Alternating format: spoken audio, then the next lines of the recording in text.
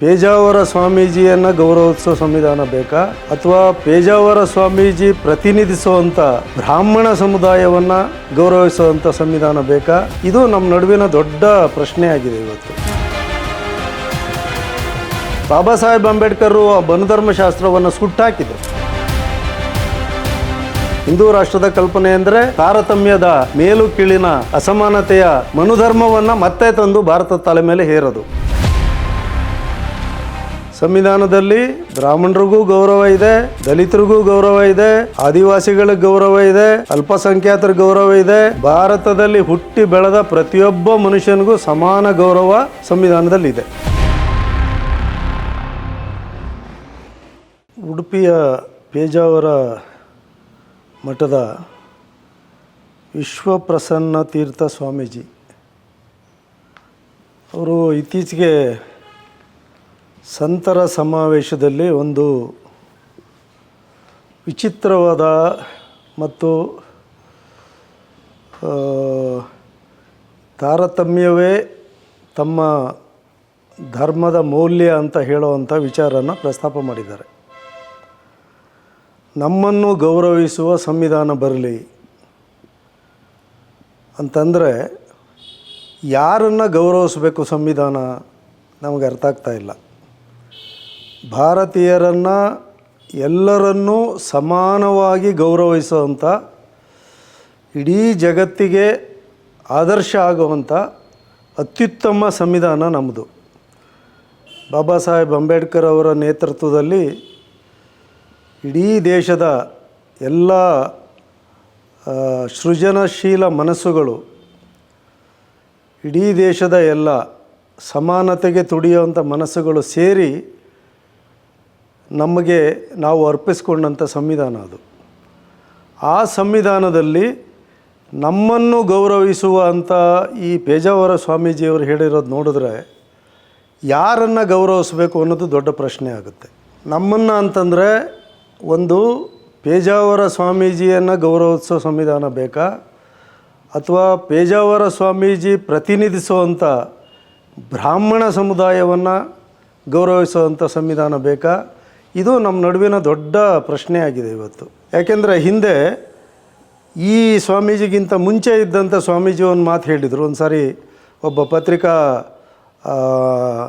Electronic ಮೀಡಿಯಾಕ್ಕೆ ಒಂದು ಸಂದರ್ಶನ ಕೊಡುವಾಗ ಬ್ರಾಹ್ಮಣರು ಬೇರೆ, ಹಿಂದೂ ಧರ್ಮ ಬೇರೆ ಅಂತ ಹೇಳಿದರು. ಬ್ರಾಹ್ಮಣ್ಯ ಬೇರೆ, ಹಿಂದೂ ಧರ್ಮ ಬೇರೆ ಅಂತ ಹೇಳಿದರು. ಹಾಗಾಗಿ ಈ ವಿಶ್ವಪ್ರಸನ್ನ ತೀರ್ಥ ಸ್ವಾಮೀಜಿಯವರು ಹಿಂದೂ ಧರ್ಮವನ್ನು ಪ್ರತಿನಿಧಿಸ್ತಾರೋ ಅಥವಾ ಬ್ರಾಹ್ಮಣರನ್ನು ಪ್ರತಿನಿಧಿಸ್ತಾರೋ ನನಗೆ ಅರ್ಥ ಆಗ್ತಾ ಇಲ್ಲ. ಯಾರಿಗೆ ಗೌರವಿಸಬೇಕು ಸಂವಿಧಾನ?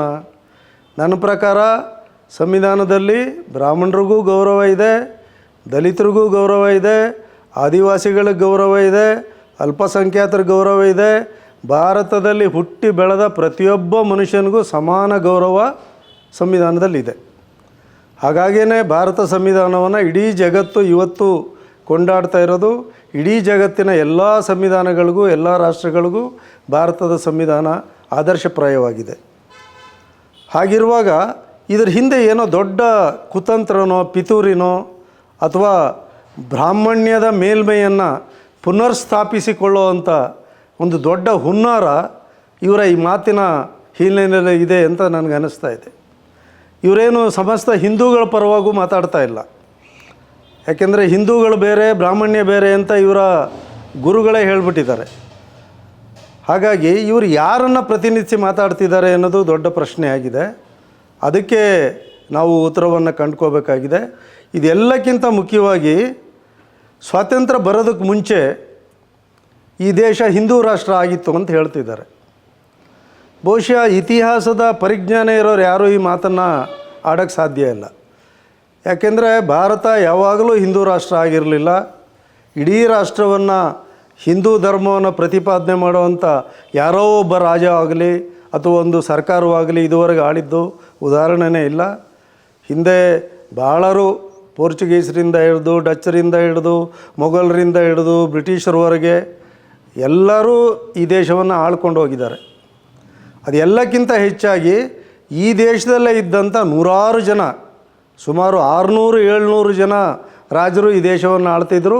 ಅದರಲ್ಲಿ ಎಲ್ಲ ಜಾತಿ ಧರ್ಮದವರು ಇದ್ದರು. ಹಿಂದೂ ಧರ್ಮದ ಒಬ್ಬನೇ ರಾಜ್ಯ ಈ ದೇಶವನ್ನು ಆಳಿಲ್ಲ.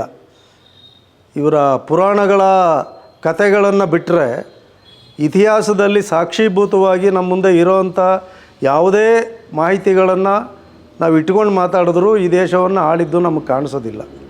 ಹಾಗಾಗಿ ಇವರು ಬರೀ ಭ್ರಮೆಗಳನ್ನು, ಸುಳ್ಳುಗಳನ್ನು ಬಿತ್ತಿ ಜನಗಳಿಗೆ ಏನೋ ಒಂದು ಭಾವನಾತ್ಮಕವಾದ ಒಂದು ಭ್ರಮೆಯನ್ನು ಸೃಷ್ಟಿ ಮಾಡಿ ಈ ದೇಶದ ಸಂವಿಧಾನವನ್ನು, ಘನತೆಯನ್ನು, ಸಾರ್ವಭೌಮತ್ವಕ್ಕೆ ಕುತ್ತು ತರುವಂಥ ಕೆಲಸವನ್ನು ಈ ಸ್ವಾಮೀಜಿಯವರು ಮಾಡ್ತಾಯಿದ್ದಾರೆ ಅಂತ ನನಗನ್ನಿಸುತ್ತೆ.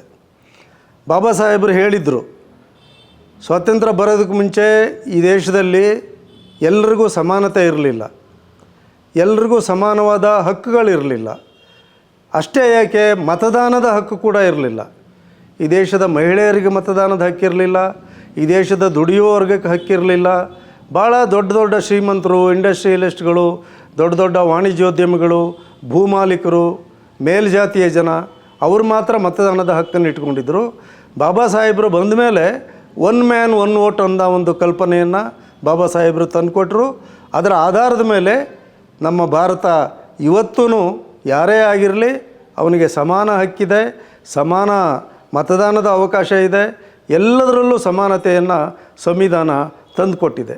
ಹಾಗಿರುವಾಗ ಯಾವ ಅರ್ಥದಲ್ಲಿ ಇವರು ಇದನ್ನು ಹೇಳ್ತಿದ್ದಾರೆ? ಇದು ನನ್ನ ಪ್ರಕಾರ ನಿಜವಾಗಲೂ ದೇಶದ್ರೋಹದ ಕೆಲಸ. ಈ ರೀತಿ ಮಾತಾಡೋದು ನಿಜವಾಗಲೂ ದೇಶದ್ರೋಹದ ಕೆಲಸ. ಇನ್ನೂ ವಿಚಿತ್ರ ಅಂತಂದರೆ ಈ ಸ್ವಾಮೀಜಿ ಯಾರನ್ನು ಪ್ರತಿನಿಧಿಸ್ತಾರೆ? ಇಡೀ ಹಿಂದೂಗಳನ್ನು ಪ್ರತಿನಿಧಿಸ್ತಾರಾ? ಇಡೀ ಭಾರತದವ್ರನ್ನ ಪ್ರತಿನಿಧಿಸ್ತಾರಾ? ನನಗಂತೂ ಗೊತ್ತಾಗ್ತಾ ಇಲ್ಲ. ಯಾಕೆಂದರೆ ಈ ಬ್ರಾಹ್ಮಣರಲ್ಲೇ 3-4 ಸೆಕ್ಟ್ಗಳಿದ್ದಾವೆ. ಅದರಲ್ಲಿ ಒಂದು ಸೆಕ್ಟಲ್ಲಿ ಇರ್ತಕ್ಕಂಥ ಹಲವಾರು ಮಠಗಳಲ್ಲಿ ಒಂದು ಮಠಕ್ಕೆ ಇವರು ಸ್ವಾಮೀಜಿಯಾಗಿದ್ದಾರೆ. ಯಾರನ್ನು ಪ್ರತಿನಿಧಿಸ್ತಾರೆ ಇವರು? ಎಷ್ಟು ಜನನ ಪ್ರತಿನಿಧಿಸ್ತಾರೆ ಇವರು? ಅಥವಾ ಇವರು ಹೇಳ್ಬೋದಾದಂಥ, ಇವರು ಹಿಂದಿನಿಂದ ಪ್ರತಿಪಾದನೆ ಮಾಡ್ಕೊಂಡು ಬಂದಿರತಕ್ಕಂಥ ಧರ್ಮದ ಕಲ್ಪನೆ ಈ ದೇಶದಲ್ಲಿ ನಾಗರಿಕತೆಯನ್ನು, ಸಮಾನತೆಯನ್ನು, ಮನುಷ್ಯತ್ವದ ಯಾವುದಾದ್ರೂ ಲವಲೇಶ ಅಂಶಗಳನ್ನು ಕೊಟ್ಟಿದೆಯಾ? ಅದು ಸಮಾನತೆಗೆ, ಮಾನವೀಯತೆಗೆ, ಮನುಷ್ಯತ್ವಕ್ಕೆ ಇವ್ರು ಹೇಳೋವಂಥ ಧರ್ಮದಲ್ಲಿ ಏನಾದರೂ ಅವಕಾಶ ಇದೆಯಾ? ಮನುಷ್ಯರನ್ನ ಸಮಾನವಾಗಿ ಬದುಕಬೇಡಿ ನೀವು, ಹುಟ್ಟಿನ ಆಧಾರದ ಮೇಲೆ ನೀನು ಮೇಲು ಇವನು ಕೀಳು, ತಾರತಮ್ಯವೇ ಒಂದು ಜೀವನ ಧರ್ಮದ ಒಂದು ಕ್ರಮ ಆಗಿರುವಂಥ ಒಂದು ಧಾರ್ಮಿಕ ಹಿನ್ನೆಲೆಯನ್ನು ಪ್ರತಿಪಾದಿಸುವಂಥ ಸ್ವಾಮೀಜಿ ಹೇಗೆ ಇದನ್ನು ಮಾತಾಡಲಿಕ್ಕೆ ಸಾಧ್ಯ ಇದೆ? ಅದು ಸ್ವಾತಂತ್ರ್ಯ ಭಾರತದಲ್ಲಿ ಸಂವಿಧಾನಾತ್ಮಕವಾಗ ಈ ದೇಶ ನಡೀತಾ ಇರುವಾಗ ಹೇಗೆ ಈ ರೀತಿ ಮಾತಾಡಲಿಕ್ಕೆ ಸಾಧ್ಯ ಇದೆ? ನೋಡಿ, ನಮ್ಮ ಸಂವಿಧಾನ ಬಂದ ಮೇಲೆ ಭಾರತಕ್ಕೆ ಎಷ್ಟೊಂದು ಘನತೆ ಬಂದಿದೆ ಅಂತಂದರೆ ನಿಜವಾಗಲೂ ಸಾರ್ವಭೌಮ ಭಾರತ ಆಗಿದ್ದು ಸಂವಿಧಾನ ಬಂದ ಮೇಲೆ. ಅದಕ್ಕೆ ಮುಂಚೆ ಈ ದೇಶವನ್ನು ಎಲ್ಲರೂ ಕಿತ್ಕೊಂಡು ತಿಂತಾಯಿದ್ರು. ದೇಶದ ಮೇಲೆ ದಾಳಿ ಮಾಡದೇ ಇರೋರು ಯಾರಿದ್ದಾರೆ? ನಾನು ಮೊದಲೇ ಹೇಳಿದೆ, ಪೋರ್ಚುಗೀಸರು, ಡಚ್ಚರು, ಮೊಘಲರು ಎಲ್ಲರೂ ದಾಳಿ ಮಾಡಿದ್ರು, ಬ್ರಿಟಿಷರು ದಾಳಿ ಮಾಡಿದ್ರು, ಎಲ್ಲವನ್ನೂ ಕೊಳ್ಳೆ ಹೊಡ್ಕೊಂಡು ಹೋದರು. ಯಾಕೆ ಇವರು ನಮ್ಮ ಹಿಂದೆ ಸ್ವಾತಂತ್ರ್ಯಕ್ಕೆ ಮುಂಚೆ ನಮ್ಮದು ಹಿಂದೂ ರಾಷ್ಟ್ರ ಆಗಿತ್ತು ಅಂತಾರಲ್ಲ ಇವರು, ಆ ಹಿಂದೂ ರಾಷ್ಟ್ರ ಯಾಕೆ ಇದನ್ನು ರಕ್ಷಣೆ ಮಾಡಿಕೊಳ್ಳಿಲ್ಲ?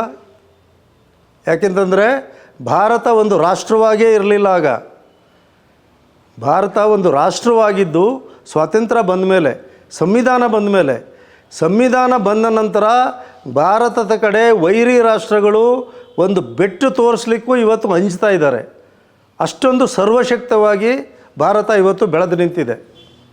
ಯಾವುದೇ ದೇಶಗಳಿರಲಿ, ಭಾರತವನ್ನು ಒಂದು ಮುಟ್ಟಬೇಕು, ಮಾತಾಡಿಸ್ಬೇಕು ಅಂತಂದರೆ ಅವರು ಅಂಜುವಂಥ ಪರಿಸ್ಥಿತಿ ಇವತ್ತು ನಿರ್ಮಾಣ ಆಗಿದೆ. ಆ ನಿರ್ಮಾಣ ಆಗಲಿಕ್ಕೆ ಕಾರಣವಾಗಿದ್ದು ಭಾರತದ ಸಂವಿಧಾನವೇ.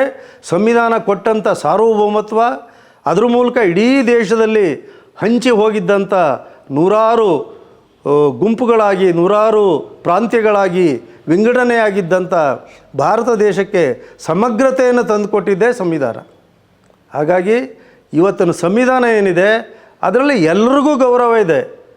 ಈ ಸ್ವಾಮೀಜಿಯವರಿಂದ ಹಿಡಿದು ಭಾರತದ ಪ್ರತಿಯೊಬ್ಬ ಕಟ್ಟಕಡೆಯ ಮನುಷ್ಯನವ್ರಿಗೂ ಗೌರವ ಇದೆ. ಪ್ರಧಾನಮಂತ್ರಿಗೂ ಗೌರವ ಇದೆ, ಕಸ ಗುಡಿಸೋರಿಗೂ ಗೌರವ ಇದೆ, ಸಮಾನ ಹಕ್ಕಿದೆ. ಅಂಥ ಸಮಾನ ಹಕ್ಕಿರೋದ್ರಲ್ಲಿ, ಅಂಥ ಸಂವಿಧಾನದಲ್ಲಿ ನಮಗೆ ವಿಶೇಷ ಗೌರವ ಬೇರುವಂಥ ಸಂವಿಧಾನ ಬೇಕು ಅಂತಂದರೆ ಇದು ನಿಜವಾಗ್ಲೂ ದೇಶವನ್ನು ಒಡೆಯುವಂಥ ಅಥವಾ ದೇಶದಲ್ಲಿ ತಾರತಮ್ಯವನ್ನು ಮತ್ತೆ ಪುನಃಸ್ಥಾಪಿಸುವಂಥ ಅಥವಾ ಬ್ರಾಹ್ಮಣ್ಯದ ಮೇಲ್ಮೆಯನ್ನು ಹೆಜಮನಿಯನ್ನು ಸ್ಥಾಪನೆ ಮಾಡಿ ಉಳಿದವ್ರನ್ನೆಲ್ಲ ಎರಡನೇ ದರ್ಜೆ ಪ್ರಜೆಗಳಾಗುವಂಥ ಒಂದು ಹುನ್ನಾರ ಕುತಂತ್ರ ಈ ಮಾತಿನ ಹಿಂದಿದೆ ಅಂತ ನನಗನ್ನಿಸ್ತಾ ಇದೆ. ಭಾರತ ಸರ್ವ ಜನಾಂಗದ ಶಾಂತಿಯ ತೋಟ. ಇಲ್ಲಿ ಎಲ್ಲರೂ ಹಂಚಿಕೊಂಡು ತಿಂದು ಬದುಕಿರುವಂಥ ದೇಶ ಇದು. ಪುರಾತನ ಕಾಲದಿಂದ ಇಲ್ಲಿ ಎಲ್ಲರೂ ಒಂದು ಸಮಾನತೆಗಾಗಿ, ಸ್ವಾತಂತ್ರ್ಯಕ್ಕಾಗಿ, ಸ್ವಾಭಿಮಾನಕ್ಕಾಗಿ ಇಲ್ಲಿ ಹೋರಾಟಗಳನ್ನು ಮಾಡಿಕೊಂಡು ಬಂದಿದ್ದಾರೆ. ಎಲ್ಲರೂ ಹಾಗೆ ಬದುಕು ಇದ್ದಾರೆ ಅವರು. ಹಾಗಾಗಿ ಅದನ್ನು ನಾವು ಉಳಿಸ್ಕೊಂಡು ಹೋಗಬೇಕು. ಸಂವಿಧಾನದಲ್ಲಿ ಎಲ್ಲವೂ ಇದೆ. ಹಾಗಾಗಿ ಈಗಿರೋ ಸಂವಿಧಾನವನ್ನು ಉಳಿಸ್ಕೊಂಡ್ರೆ ಮಾತ್ರ ಈ ಸ್ವಾಮೀಜಿಯವರಿಗೂ ಗೌರವ ಇರುತ್ತದೆ, ಭಾರತಕ್ಕೂ ಗೌರವ ಇದೆ, ಎಲ್ಲರಿಗೂ ಗೌರವ ಇದೆ.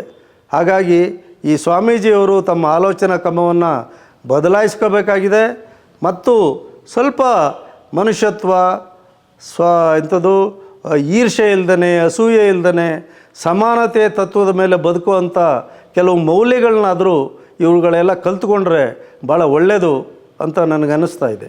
ಇನ್ನೊಂದು ಪ್ರಧಾನವಾದ ವಿಚಾರ ನಾನು ಹೇಳಬೇಕಾಗಿರೋದು, ಇವರು ನಮ್ಮನ್ನು ಗೌರವಿಸುವ ಸಂವಿಧಾನ ಅಂತಂದರೆ ಇವ್ರ ಪ್ರಕಾರ ಯಾವುದದು ಸಂವಿಧಾನ?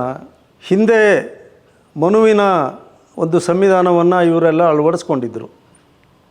ಅದು ಮನುಧರ್ಮಶಾಸ್ತ್ರ ಅಂತಲೇ ಭಾಳ ಪ್ರಚಲಿತವಾಗಿರುವಂಥದ್ದು. ಮತ್ತು ಆ ಮನುಧರ್ಮಶಾಸ್ತ್ರದಲ್ಲಿ ಎಷ್ಟೊಂದು ಅಮಾನವೀಯದ ಅಂಶಗಳಿದ್ದಾವೆ. ತಾರತಮ್ಯವೇ ಮನುಧರ್ಮಶಾಸ್ತ್ರದ ಒಂದು ಮೂಲ ದ್ರವ್ಯವಾಗಿದೆ ಅನ್ನೋದನ್ನು ನಾವೆಲ್ಲ ನೋಡಿದ್ದೀವಿ. ಬಾಬಾ ಸಾಹೇಬ್ ಅಂಬೇಡ್ಕರು ಆ ಮನುಧರ್ಮಶಾಸ್ತ್ರವನ್ನು ಸುಟ್ಟಾಕಿದರು. ಸುಟ್ಟಾಕಲಿಕ್ಕೆ ಪ್ರಧಾನವಾದ ಕಾರಣ ಅಂತಂದರೆ ಮನುಧರ್ಮಶಾಸ್ತ್ರದಲ್ಲಿ ಮನುಷ್ಯರನ್ನು ಸಹಜ ಪ್ರೀತಿಯಿಂದ, ಸಹಜ ಗೌರವದಿಂದ ನೋಡಿಕೊಳ್ಳುವಂಥ ಯಾವುದೇ ಅಂಶಗಳಿರಲಿಲ್ಲ. ಅಲ್ಲಿ ಹುಟ್ಟಿನ ಆಧಾರದ ಮೇಲೆ ಮೇಲು ಕೀಳನ್ನು ತೀರ್ಮಾನ ಮಾಡುವಂಥ, ಹುಟ್ಟಿನ ಆಧಾರದ ಮೇಲೆ ಮನುಷ್ಯನ ಜೀವನದ ಗುರಿಯನ್ನೇ ನಿರ್ಧರಿಸುವಂಥ ಒಂದು ಅಮಾನವೀಯವಾದಂಥ ಮೌಲ್ಯಗಳು ಮನುಧರ್ಮಶಾಸ್ತ್ರದಲ್ಲಿದ್ದೋ. ಹಾಗಾಗಿ ಇವರೇನಾದರೂ ಆ ಮನುಧರ್ಮಶಾಸ್ತ್ರವನ್ನು ಅಥವಾ ಮನುಮರದ ಸಂವಿಧಾನವನ್ನು ಇವತ್ತು ಮತ್ತೆ ಭಾರತದಲ್ಲಿ ತರಬೇಕು ಅಂತಿದ್ದರೆ, ಈಗಾಗಲೇ ಇವರಂಥ ಜನ ಬೆಂಬಲಿಸ್ಕೊಂಡು ಮುಂದಿರ್ತಕ್ಕಂಥ RSS ಆಗಲಿ, BJP ಆಗಲಿ, ಅವರು ಹಿಂದೂ ರಾಷ್ಟ್ರದ ಕಲ್ಪನೆಯನ್ನು ಹೇಳ್ತಾ ಇದ್ದಾರೆ. ಆ ಹಿಂದೂ ರಾಷ್ಟ್ರದ ಕಲ್ಪನೆ ಏನು ಅನ್ನೋದನ್ನು ನಾವು ಆಲೋಚನೆ ಮಾಡಿದ್ರೆ ನಮಗೆ ಗೊತ್ತಾಗುತ್ತೆ.